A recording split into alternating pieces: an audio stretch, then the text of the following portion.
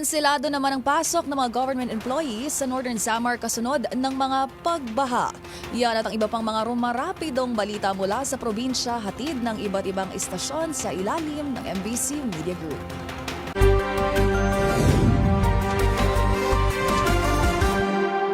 Kanselado ang pasok sa trabaho ng mga empleyado sa gobyerno sa Katarman at sa Kapitulo ngayong araw dahil sa pagbaha ng maraming lugar dito sa lalawigan ng Northern Samar matapos ang walang tigil na pag-ulan sa hinang shoreline. Ilang kalsadang hindi pasable daanan ng mga sasakyan dahil sa pagtaas ng tubig. Kasalukuyan naman ang ginagawang clearing operation ng DPWH sa mga lugar na nagkaroon ng landslide at kabilang sa naitirang may landslide ang Hilalan Agan sa bayan ng Katarman at barangay sa bayan ng Katubig at iba pang lugar dito sa lalawigan. Dahil sa walang tigil na pag-ulan, ilan sa mga residente na nasa mga delikadong lugar ay lumikas na kasalukuyan na nasa mga evacuation center ngayon. Patuloy naman ang ginagawang monitoring ng PDRMC sa mga binahang lugar. Nagkaroon rin ng brownout lalo na sa mga lugar na mataas ang tubig. Inaasahan naman na agad ring humupang tubig kung saan sa kasalukuyan ay tila humina ngayon ang ulan. Inabisuhan naman ng otoridad ang publiko na laging maghanda sa ganitong sitwasyon kung saan delikadong lugar sa baha tuwing may panawagan ng shoreline. Mula sa MBC Network News, RH34 Jane Galit Bantayan, una sa Pilipinas, una sa Pilipino.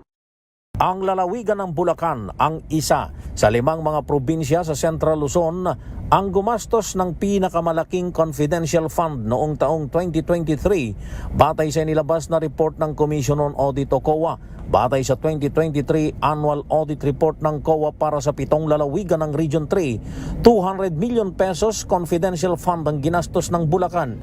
Nakatumbas din sa nagastos nito noong taong 2022. Pumapangalawa naman ang lalawigan ng Bataan na aabot sa 38 million pesos na ginastos noong 2023. Mas mababa naman ito sa ginastos na 56 million pesos confidential fund noong 2022. Sa record pa rin ng COA, ang kabuang nagastos ng Bulacan para sa confidential fund sa loob ng 2 magkasunod na taon ay 400 milyong piso. Bukod sa Bulacan at Bataan na number 1 at number 2, ay gumamit din ng kani-kanilang mga confidential funds ang 3 pang ibang mga probinsya sa Central Luzon noong 2023. Kabilang sa mga ito ang Zambales, gumastos ng 36 million pesos na parehas lamang sa nagastos nito noong 2022. Ang lalawigan ng Tarlac, 18.8 milyong piso. Mas mababa na sa 72 million pesos na ginastos noong 2022, habang sa lalawigan naman ng Pampanga ay gumastos ng 15 million pesos, mas mataas sa 11.25 million pesos noong 2022. Tanging ang mga probinsya ng Nueva Ecija at Aurora ang hindi gumamit o walang ginastos na confidential fund noong 2023. Wala namang notice of disallowances na inisyo ang COA para sa paggamit ng confidential fund ng 5 lalawigan sa gitnang Luzon.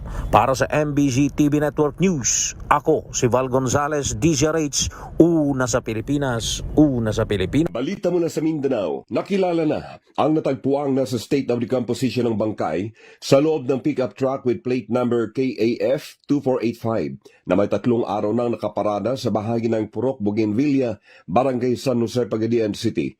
Ang biktima ay si Michael Obsiana, isang real estate broker. Natagpuan ito sa loob ng kanyang sasakyan na wala ng buhay at may tama na isang bala sa ulo.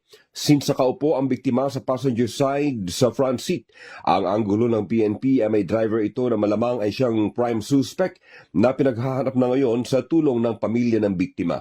Inaalam din ng kapulisan kung may nawawala bang kagamitan sa loob ng sasakyan ng nasabing pick-up truck na pag-aari ng biktima. Para sa MBC Network News R19, June Di Makutak, DZRH, una sa Pilipinas, una sa Pilipino.